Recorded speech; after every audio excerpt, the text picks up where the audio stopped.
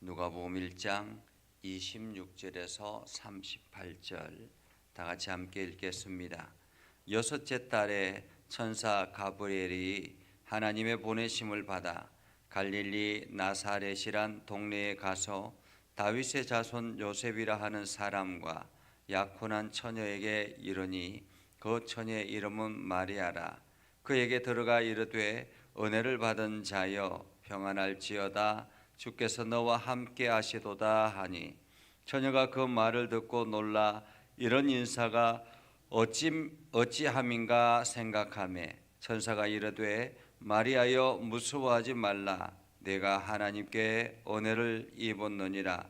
보라, 내가 잉태하여 아들을 낳으리니 그 이름을 예수라 하라.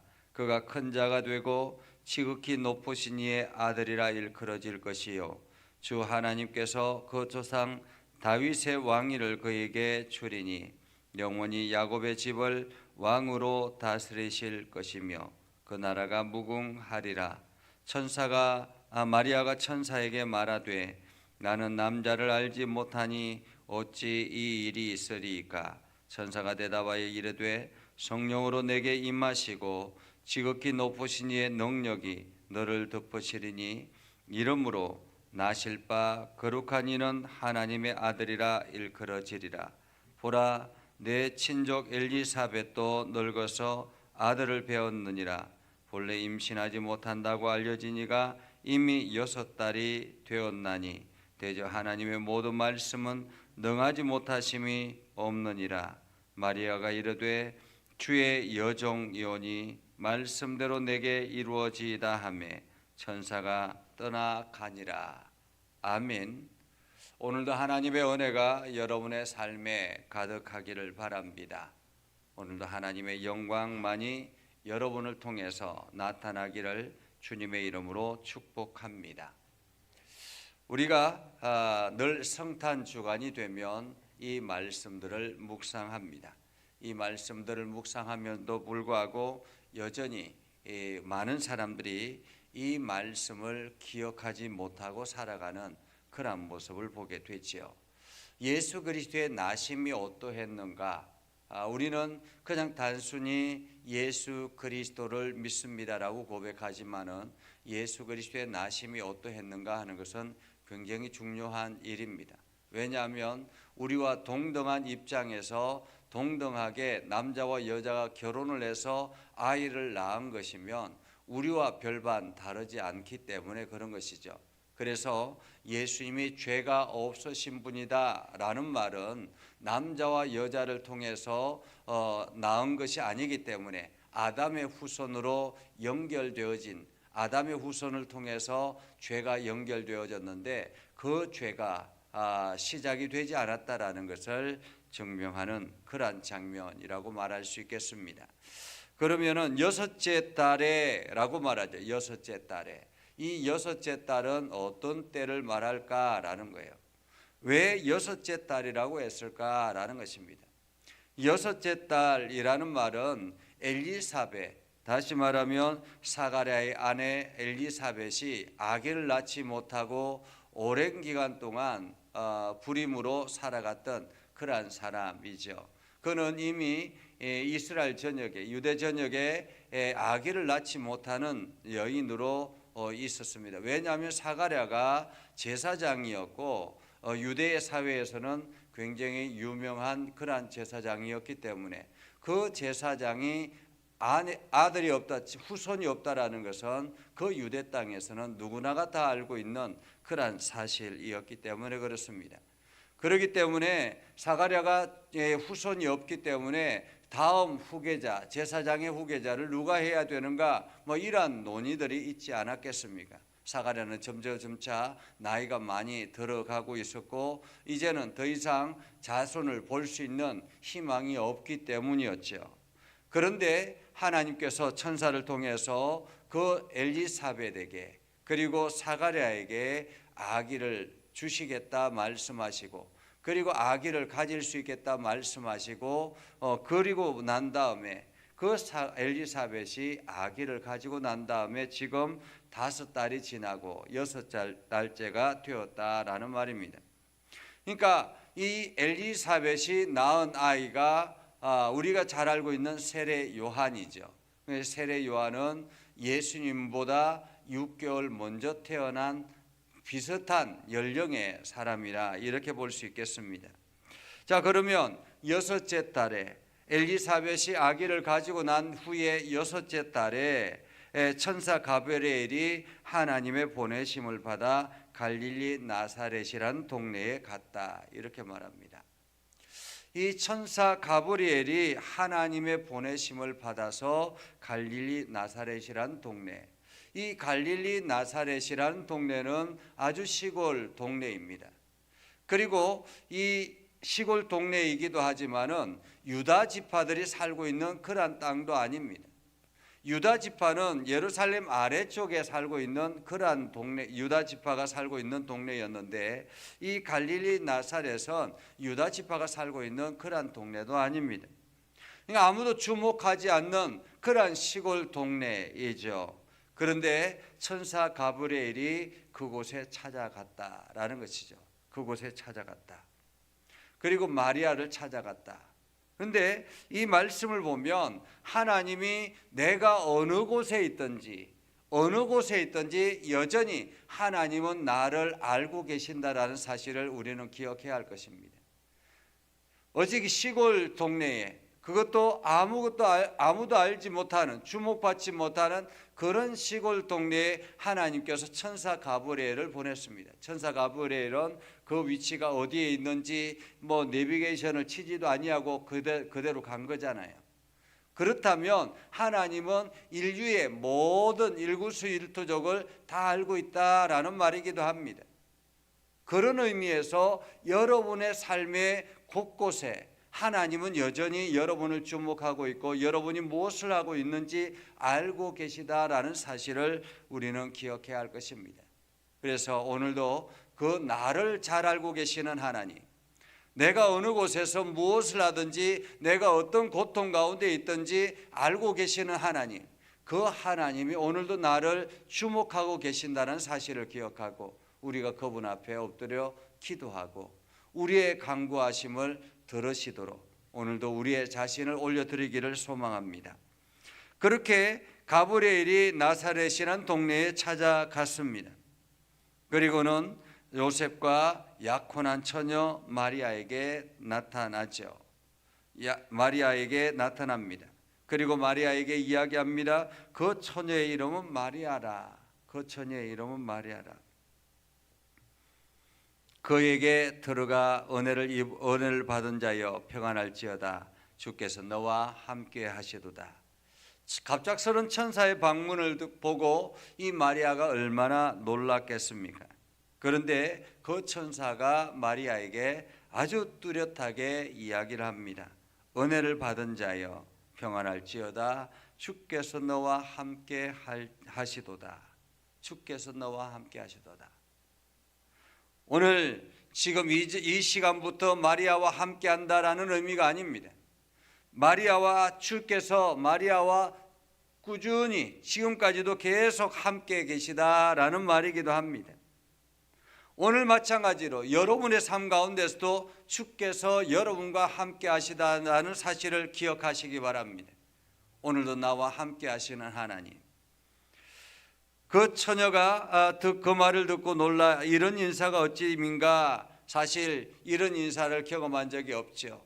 주께서 나와 함께 하시다라는 사실을 기억한 적은 없을 것입니다. 경험한 적이 없을 것입니다.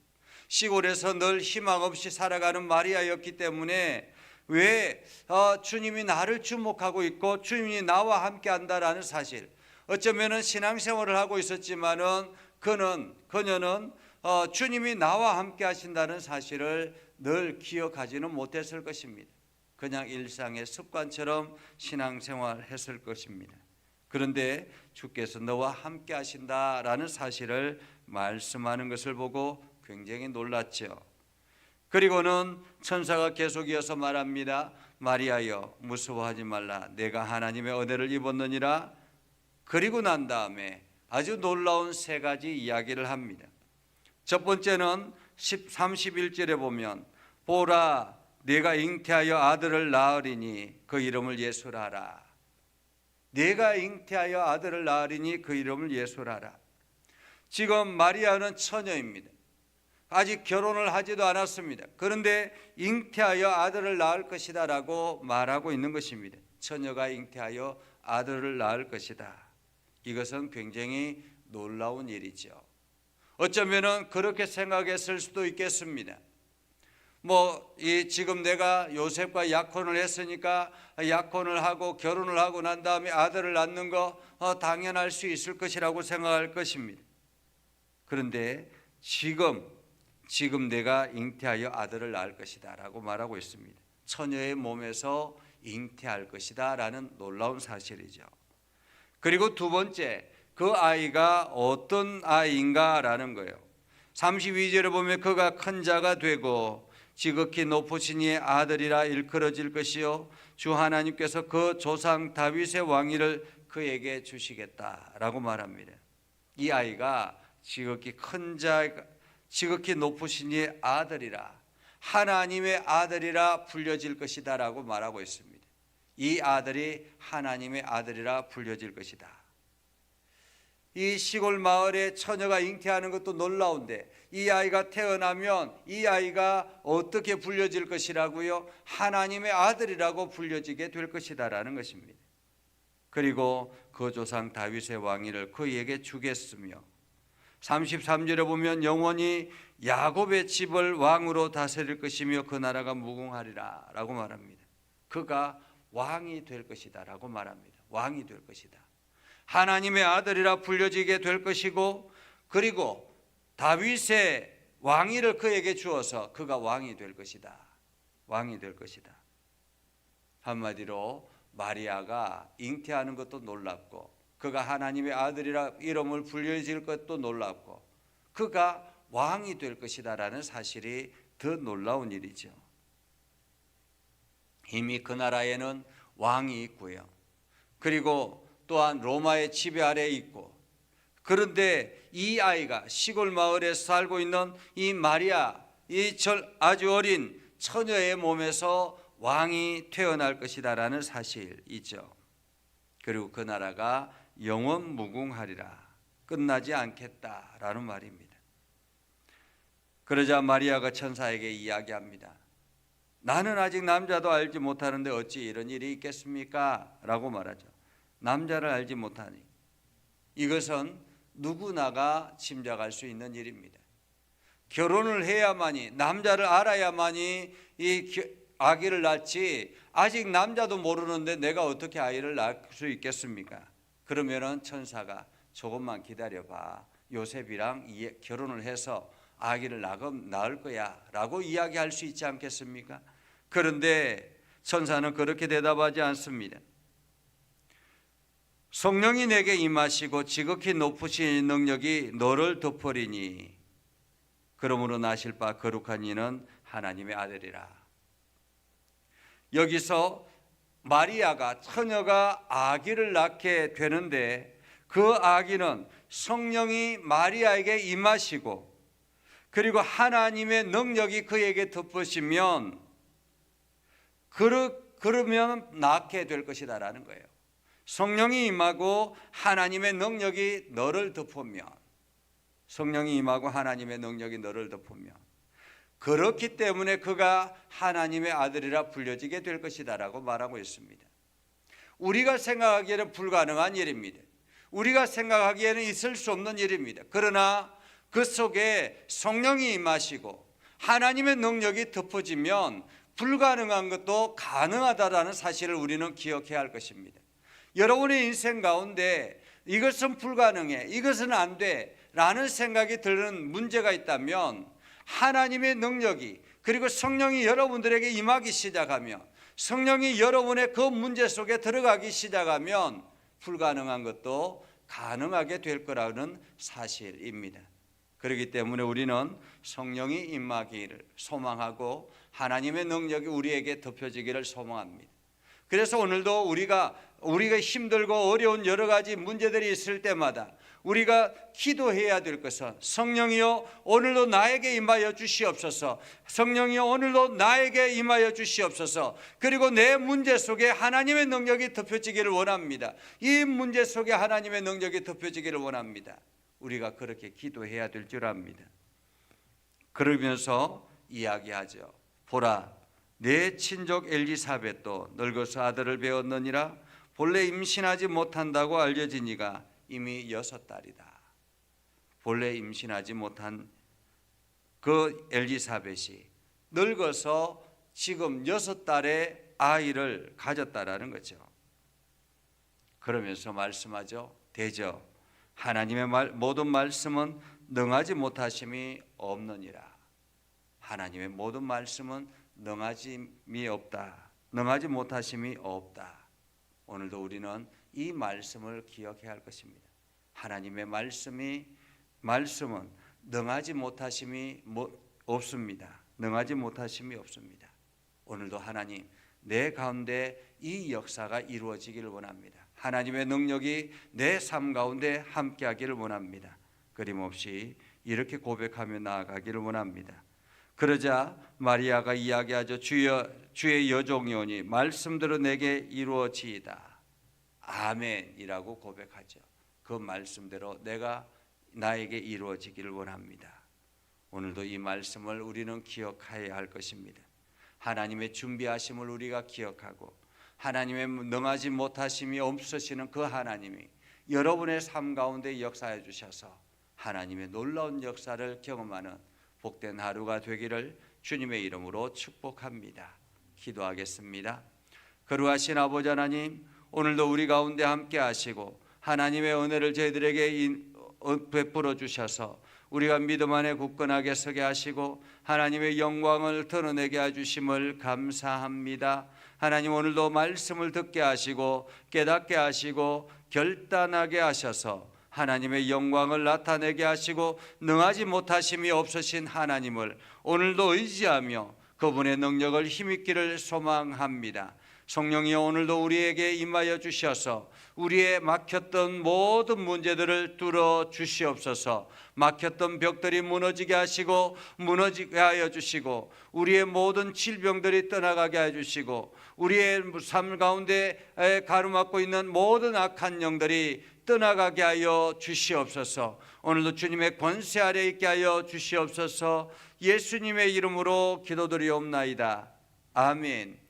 이제는 우리 구주 예수 그리스도의 은혜와 하나님 아버지 극진하신 사랑과 성령님의 감화 감동 역사 위로 교통하시며 은혜가 주의 말씀 가운데 있는 믿음의 백성들 위해 하는 모든 일들 위해 영원토록 함께 하옵시기를 간절히 축원하옵나이다. 아멘.